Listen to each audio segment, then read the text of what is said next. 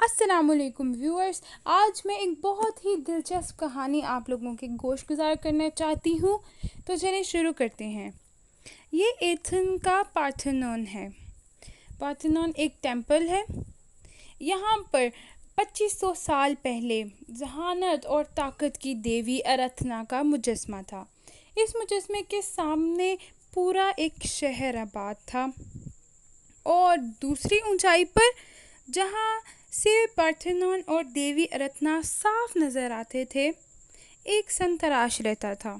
संतराश का बेटा यहाँ खड़ा होकर यूनानी देवी को देखता है और सोचता, एक मुजस्मा एक शहर की हिफाजत कैसे कर सकता है। उसके पास ऐसे और भी बहुत सारे सवालात थे, लेकिन इनका जवाब किसी के पास ना था। और यही सवाल उसके जहर पीने के बाइस बने। तो ये वीडियो के साथ एंड तक ज़रूर बने रहिए ताकि आपको इस कहानी की सारी हकीकत पता चले। वो लड़का था सुकरात, जिसको सोक्रेट्स भी कहते हैं। सुकरात अभी लड़का ही था और वो देखता कि उसका बाप एक बहुत ही बड़ा संतराश है। उसने अपने बाप से पूछा कि आपको किस तरह पता चलता है कि किस पत्थर को किस तरह से ज़रब लगानी है और एक इतना खूबसूरत सा शेर बना देना है उससे।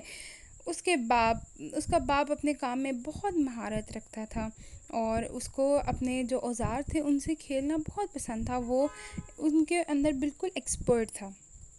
तो सुकरात का ये सवाल सुनकर उसके बाप ने बोला कि वो मसरूफ़ था, तो उसने जान छुड़ाने के लिए बोल दिया कि जब तुम बड़े होगे ना, तुम्हें तब पता चलेगा और तब तुम्हें समझ आएगी और तुम भी जान जाओगे कि किस औजार को कितना मारना है, कितनी ज़रब देनी है कि ये एक शेर की शक्ल में आ जाएगा और किस जगह पर कितनी डिटेलिंग करनी है। तो सुकरात ने जवाब दिया कि मैं तो बड़े होने का इंतज़ार नहीं कर सकता, आप मुझे अभी ही बताइए। बाप बोला, बस ये समझो कि ये पत्थर है और इसके अंदर एक शेर कैद है। अब तुम्हें ये महसूस होगा कि शेर जो है वो अंदर है और तुम ये करोगे कि तुम ज़रब लगाते जाओगे यहाँ तक कि तुम शेर को आज़ाद कर लोगे। अब जितना अच्छे से तुम शेर को पत्थर के अंदर कैद देख सकते हो, उतनी ही अच्छे से तुम उसके ऊपर ज़रब लगा सकते हो और उतने ही यकीन के साथ तुम्हें मालूम हो जाएगा कि कितना औजार कितना लगाना है, किसकी ज़रब कितनी होनी चाहिए। सुकरात इस जवाब से बहुत ज़्यादा मुतासिर हुआ। सुकरात के बाप संतराश तो था और उसकी माँ एक मिडवाइफ थी, यानी कि एक काम वाली थी। एक दिन सुकरात ने अपनी माँ से सवाल पूछा कि माँ, तुम अपना काम कैसे करती हो, तो तुम मुझे बताओ। तो उसकी माँ ने जवाब दिया कि कुछ भी नहीं, बस मैं माँ को बच्चे से आज़ाद करवाने की मैं मदद देती हूँ। सुकरात कुछ सोचता रहा और फिर माँ के साथ लिपट कर सो गया। लेकिन सुकरात माँ और बाप के सवाल से तरह तरह के सवाल की बातें सोच रहा था। वो ये तो समझ गया कि कुछ ना कुछ ऐसी छुपी बातें हैं कायनात में और जो कि पोशीदा हैं। ये हम हैं जिन्हें उन्हें आज़ाद करवाना है। ये हम चाहें तो करवा लें या फिर हमेशा के लिए ला इल्मी की ज़िंदगी गुजारते रहें। तो रात होते ही सुकरात की माँ उसे बाकी माँओं की तरह एथन की कहानियाँ सुनाया करती थी। सुकरात को सवाल करने की बहुत ज़्यादा आदत थी, तो वो उन पर भी सवाल उठा देता। कहता सुकरात अपनी माँ से जब सवाल करता, उसकी माँ उसको चुप करा देती और कहती कि देवताओं के बारे में इस तरह के सवाल नहीं उठाते। तो सुकरात को बहुत सारे सवाल थे, तो वो करने की वजह से तो सुकरात ने सोचा कि मेरी माँ मुझे इन देवताओं की बेअदबी करने से रोक रही है, इनके बारे में सवाल उठाने से रोक रही है। तो क्या ये इतनी एहतराम के काबिल हस्तियाँ हैं? क्या इनका इतना बड़ा रुतबा है? तो फिर ये हम आम इंसानों की तरह क्यों नफ़रत करते हैं, क्यों हसद करते हैं, क्यों एक दूसरे के साथ लड़ते झगड़ते हैं, क्यों सज़ाएं देते हैं, क्यों हम पे अज़ाब नाज़िल करते हैं। वो ये सोचता तो था, लेकिन उसको जवाब कहीं भी नहीं मिलते थे।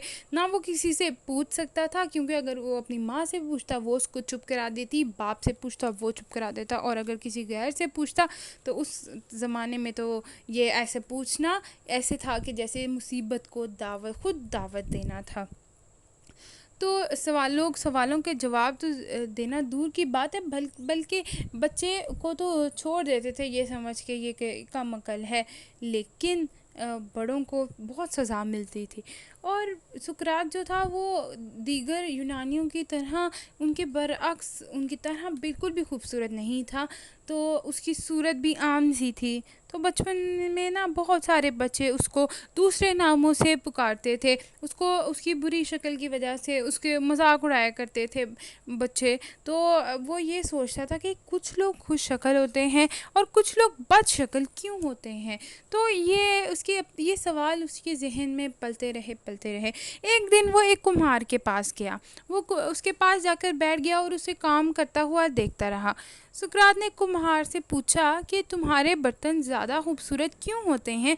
ऐसी कौन सी बात है जो तुम्हारे बर्तनों में है ज़्यादा अलग बना देती है तुम्हारे बर्तनों को? उसने जवाब दिया, सुकरात, होता ये है कि मुझे ज़्यादा तो नहीं पता, लेकिन मैं ये कह सकता हूँ कि एक अच्छा बर्तन वो होता है जो कि ख़राबी से पाक होता है, वही हसीन कहलाता है।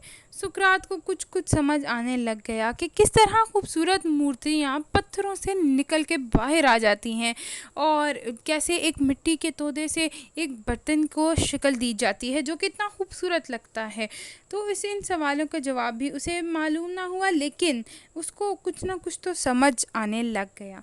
सुकरात जब बड़ा हुआ तो उसे भी रिवाज के मुताबिक अपने इन देवी देवताओं की को पूजना पड़ता था। और फिर उसके बाद उसको जो ख़ानदानी उनका पेशा था वो उसको अपनाना था। लेकिन उसके बाप को अंदाज़ा हो गया था कि ये अच्छा संतराश नहीं बन सकता। लेकिन इसकी वजह ये नहीं थी कि वो कामचोर था या उसमें कोई टैलेंट की कमी थी, बिल्कुल भी नहीं। बल्कि उसको कुदरत ने एक ऐसा हुनर दिया था कि वो इंसानों में महारत रखता था, इंसानों को समझने, उनकी साइकी को समझने, उनसे बातचीत करने में बहुत ही ज़्यादा माहिर था। उसका काम ये होता था कि जब भी कोई ग्राहक आता था वो उनको चीज़ें बेचने की बजाय उनके साथ लंबी लंबी गुफ्तगू में लग जाता था। सुकरात का ज़माना वो था कि जब एतना की शोहरत बहुत ज़्यादा मशहूर थी और दुनिया में फैली हुई थी। एथन दुनिया का वो वाहिद शहर था जहाँ पे जमहूरियत यानी डेमोक्रेसी थी। लेकिन इस तरह की डेमोक्रेसी नहीं जो आजकल मौजूद है। जमहूरियत की इब्तिदा सही शक्ल में वहाँ मौजूद थी, जहाँ पे हज़रात वोटिंग के के ज़रिए से फ़ैसला करते, और यहाँ तक कि अदालती फ़ैसले भी वोटिंग से ही होते थे। मर्द हज़रात वोटिंग कर सकते थे। डेमोक्रेसी नौजवानों की ईजाद थी और उनको इस बात पर बहुत ही फ़ख्र था। उस ज़माने में एक आलम का बहरी जहाज़ एथन के लंगरगाह पर आया।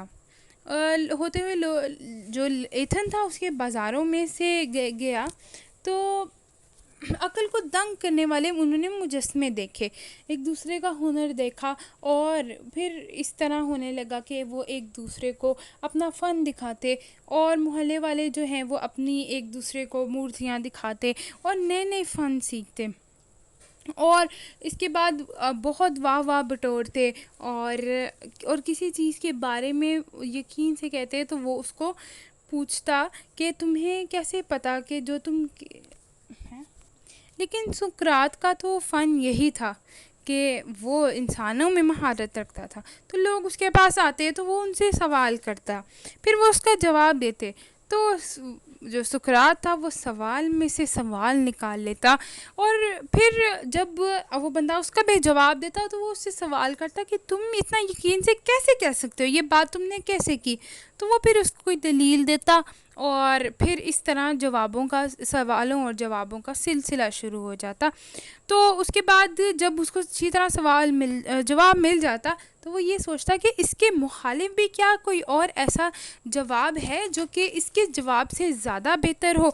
और फिर वो सवाल से सवाल करता। इस तरह बहुत से लोग उससे ना बहुत परेशान और लाजवाब हो जाते थे कि ये मतलब किस तरह सवाल पे सवाल निकाले जा रहा है। वो एक सवाल के 30 सवाल बना लेता। लोग इसे शोख्ताबाजी समझकर ऐसे पसंद करते थे और वो उसके बाद पास बार बार आते जाते थे। इस वजह से शुक्रात को बहुत ज़्यादा शोहरत मिली। लोग उससे बहुत इम्प्रेस हुए कि ये बंदा कितना मतलब कि अपनी बातों में उलझा के एंटरटेन करता है, अच्छा वक्त गुजर जाता है। तो एथन की ज़िंदगी में जो देवता थे उनके बड़े जो अमल उनका बहुत ही अमल दखल था।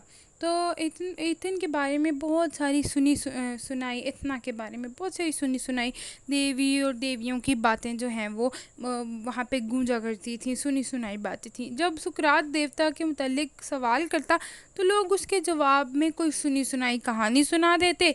इस पर सवाल उन्हें बहुत नागवार गुजरता था। यूनानियों के ज़्यादातर देवता आसमानों पर रहते थे, जिनमें से एक सूरज का देवता अपोलो था और जो कि जुपिटर का भी सबसे बड़ा देवता था, और चांद की देवी सिलेन कहलाती थी। लेकिन एक और यूनानी ने नहीं एथन और सुकरात दोनों को हिलाकर रख दिया।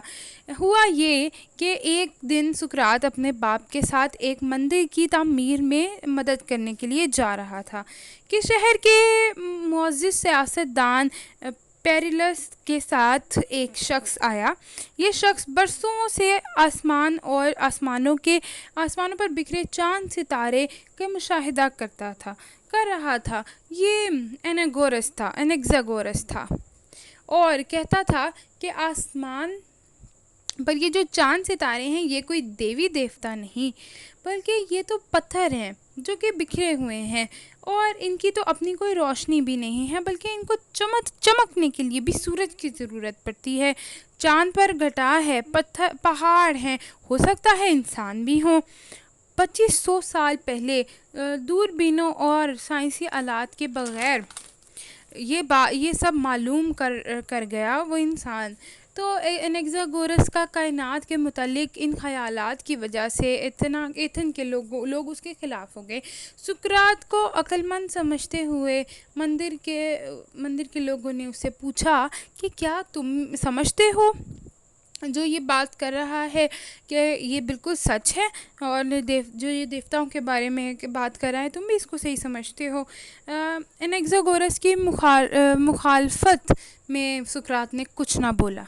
उन सबको यही लगा था कि सुकरात भी एनेक्सागोरस की बात पर को जुटलाएगा और उसकी मुखालफत करेगा, लेकिन ऐसा कुछ ना हुआ। तो जिस वजह से वो लोग बहुत बिगड़ गए और सुकरात ने उन्हें जवाब दिया कि मैं ना तो मेरे पास इसकी बात के ख़िलाफ़ कोई दलील है और ना ही इसके हक़ में कोई दलील है, तो मैं किसी नतीजे पर कैसे पहुंच सकता हूं। तो उसके बाद ये सब लोग बिगड़ गए और उन्होंने कहा कि इसमें नतीजे में पहुंचने वाली क्या बात है।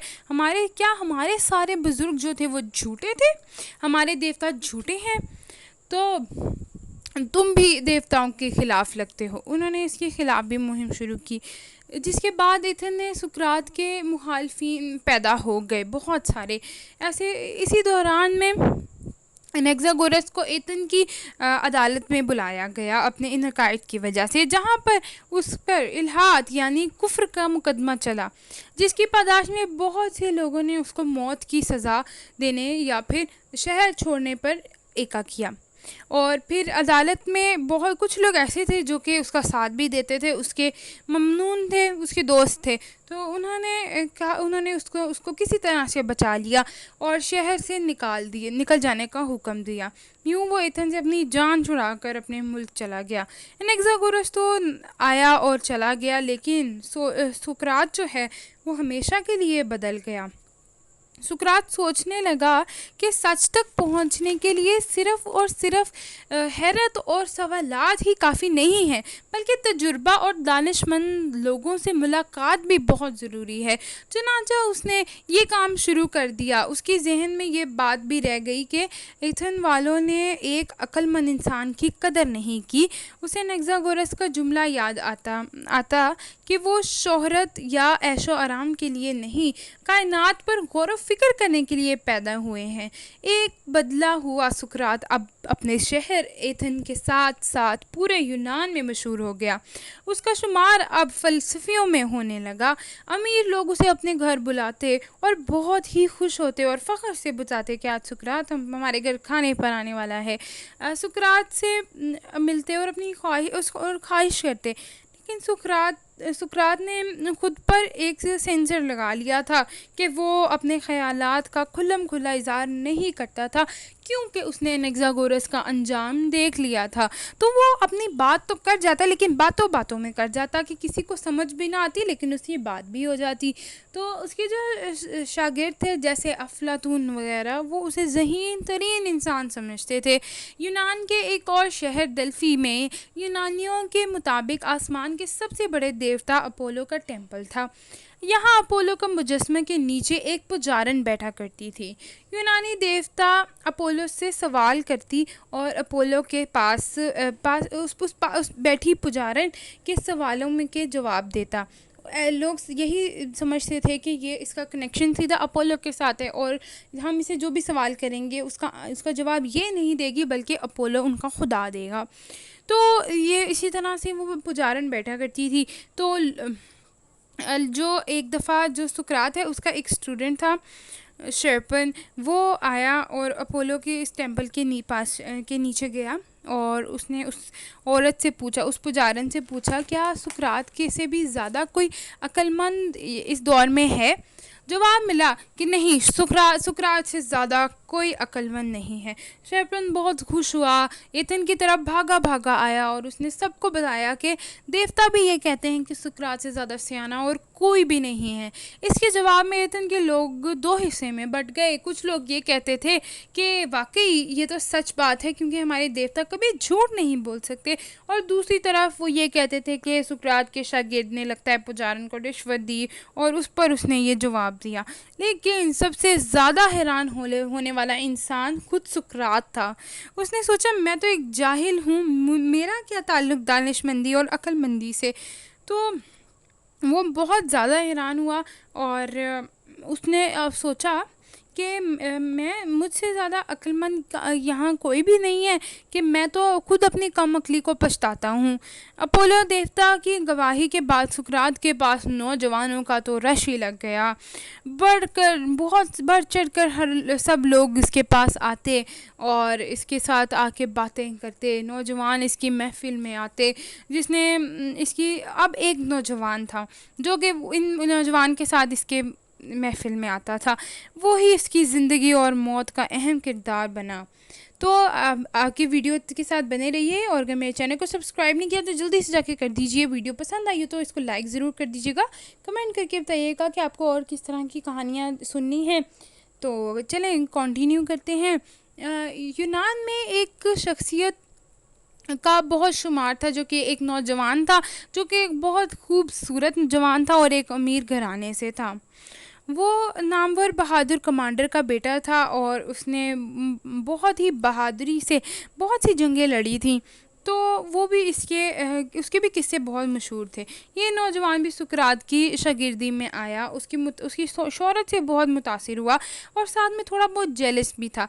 उसकी ये कोशिश थी कि सुकरात भी उसे उसी की तरह मुतासिर करे और फिर यूनान में उसका भी चर्चा जो है वो बिल्कुल इसी की तरह हो जैसे कि सुकरात का है। सुकरात को उसकी दौलत या उसकी अमीरी या उसकी खूबसूरती से कोई गर्ज नहीं थी, वो बिल्कुल उससे मुतासिर नहीं होता था। ये बात उस लड़के को सुकरात के मज़ीद करीब कर देती थी। लेकिन फिर एक दिन ऐसा हुआ कि एथन की तरफ से एक जजीरा जो था वहाँ पर एक फ़ौज का हमला हो गया, और इस मिशन में जो वो लड़का था उसने भी हिस्सा लिया। उसको कमांडर बना दिया गया। लेकिन ये मुहिम पूरी तरह नाकाम हो गई और इतनी बुरी तरह नाकाम हुई कि एथन का बहरी जो अड्डा था वो तबाह हो गया और वो दुश्मन फ़ौज ने उस पर हमला कर दिया। तो जो उस लड़के ने उस मुहिम में जब वो कभी वापस नहीं आया उसके बाद एथन में, क्योंकि उसको ये लगता था कि अगर वो वापस आएगा तो उसको मौत की सज़ा सुना दी जाएगी कि तुमने क्यों नहीं लड़े और तुम क्यों ना दुश्मन को ख़त्म करके आए। तो उसने फिर दुश्मन का साथ दे दिया और वो वहीं पे रहने लग गया। तो सुकरात जो था अब उसके ऊपर भी लोगों ने बदतरीन और गद्दारी के इल्ज़ाम लगाना शुरू कर दिए कि ये भी उसका उस्ताद था और वो उसका शागिर्द था, तो वो ऐसा है तो ये भी साथ उसके मिला हुआ है। तो फिर बहुत से लोगों ने सुकरात के ख़िलाफ़ ये मुहिम शुरू कर दी। एथन में एक मरकज़ी थिएटर था जहाँ पर ड्रामे दिखाए जाते थे। यहाँ पर स्टेज पर सुकरात का इतना मजाक उड़ाया जाने लगा। ड्रामे में सुकरात को खबीस तरीन इंसान बनाकर पेश किया जाता और ये दिखाया जाता कि ये एक बदतरीन इंसान है। वो एक ऐसा शख्स है जो देवताओं के वजूद से इनकार करता है और नौजवानों को और बुज़ुर्गों को भड़काता है, उनको बेहिस बना रहा है। एक तरफ ये खेल रचा जा रहा था और दूसरी तरफ सुकरात भी ख़तरे से आगाह हो रहा था कि उसको भी पता चल रहा था कि उसकी पीठ पीछे किस तरह से खेल खेला जा रहा है। लोगों ने, शहर के जो ख़ास लोग थे उन सब ने, जो ताकतवर लोग थे जिनके पास हुकूमत भी थी, उन्होंने गठजोड़ बना लिया इसके खिलाफ, सुकरात के खिलाफ। ऐसे में एथन के साथ एक और सानहा पेश आया कि एथन की शान शौकत मट्टी में मिल गई। हुआ ये कि 27 साल से जो पेलेमनीजियन वॉर थी उसमें एथन को स्पार्चियन के हाथों पे बहुत ज़्यादा शिकस्त का सामना करना पड़ा था। एथन को हथियार डालना पड़े और उन्होंने जीतकर इनको कब्ज़े में ले लिया। और उसके बाद सुकरात के शागिर्द एक था जो उनके साथ मिल गया था, वो भी एक मिलिट्री का नाकामी था। जब वो हमलावर हुए तो वो सबसे पहली सफ़ में खड़ा था। उसको देखकर एथन के लोग और ज़्यादा गमगीन और गुस्से में आ गए और उन्होंने इसका इल्ज़ाम भी सुकरात को दे दिया। ये एक मिलिट्री नाकामी थी जिसको मंतकी बुनियादों पर सोचा जाना था, लेकिन आम लोगों के लिए दिमागी मुशक्क़त करना एक बहुत ही मुश्किल काम होता है। वैसे भी एथन में बहुत से लोग सुकरात से नाराज़ थे। थिएटर की वजह से वो पहले ही बदनाम हो चुका था, तो ये नाकामी भी बहुत से लोगों ने इसी का तनाज़े में देखकर सुकरात के ख़यालों के बाइस देवता कहा कि ये देवता हमसे नाराज़ हैं क्योंकि सुकरात के ख़यालात उनके बारे में इतने बुरे हैं, इस वजह से हमें शिकस्त पे शिकस्त होती जा रही है।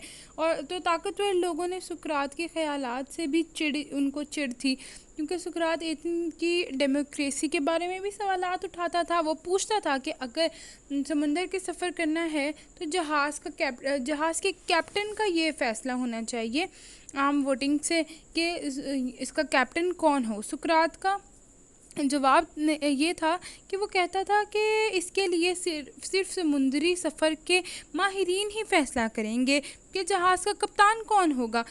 इसी तरह जमहूरियत में भी वो सवाल उठाता था कि ये किस किस्म की जमहूरियत है और जो आम लोग हैं वो इसका फ़ैसला क्यों दें जिनको कोई भी अक्ल नहीं है।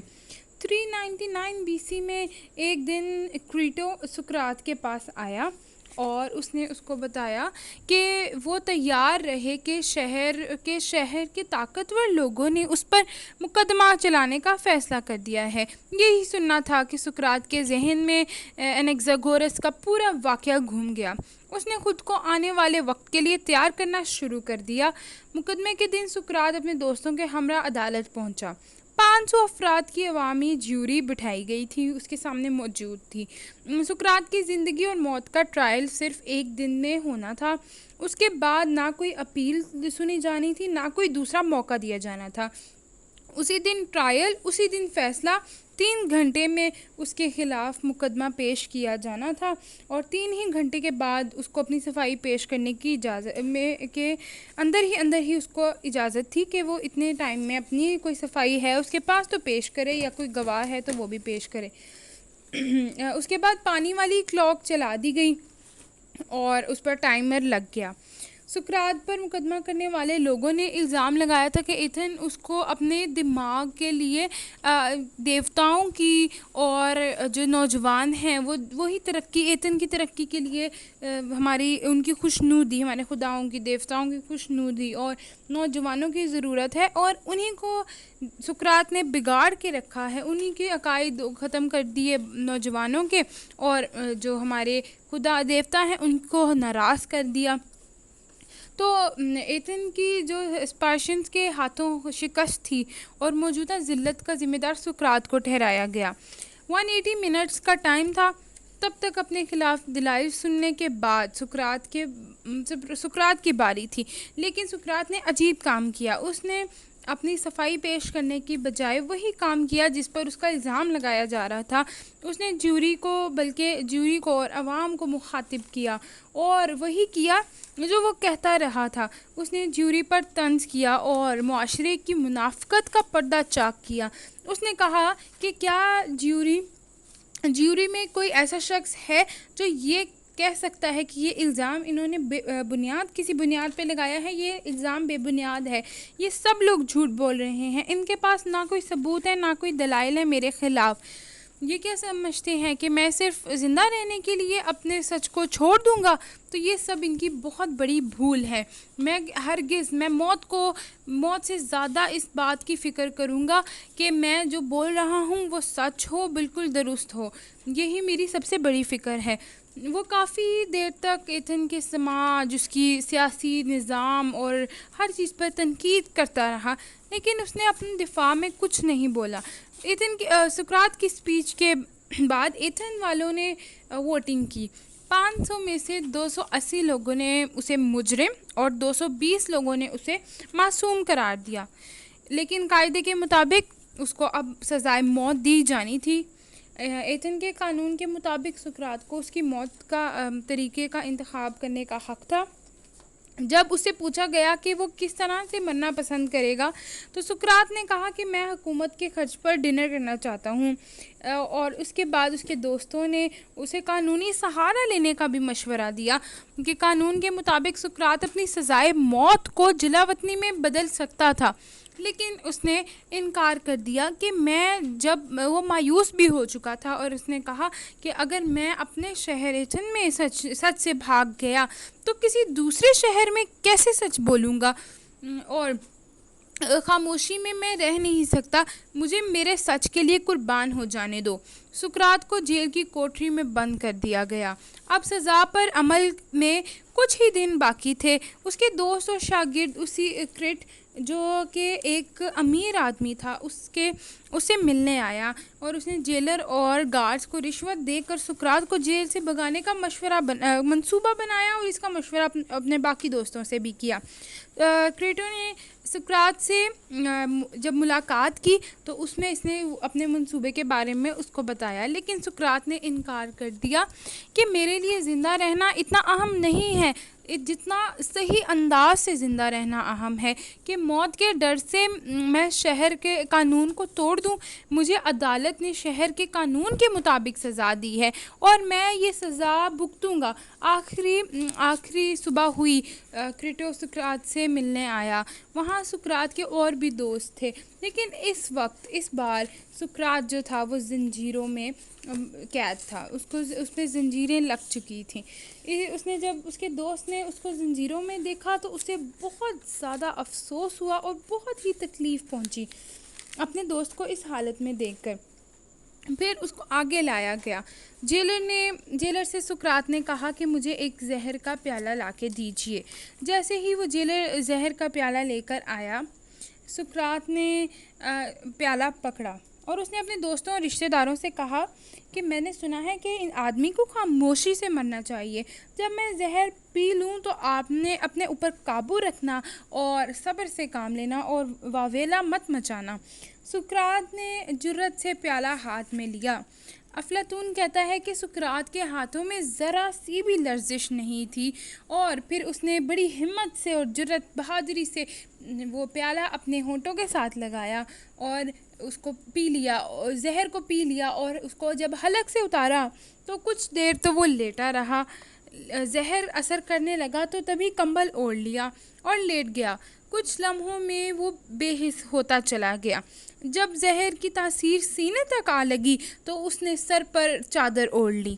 सुकरात ने अपने आखिरी अल्फाज कहे, क्रीटो हम पर जो मुर्गे का उधार था वो चुका देना। क्रीटो ने कहा, मैं चुका दूंगा, कुछ और हुक्म मेरे लिए। लेकिन सुकरात का जवाब नहीं आया। वो तो मौत की गहरी नींद सो चुका था।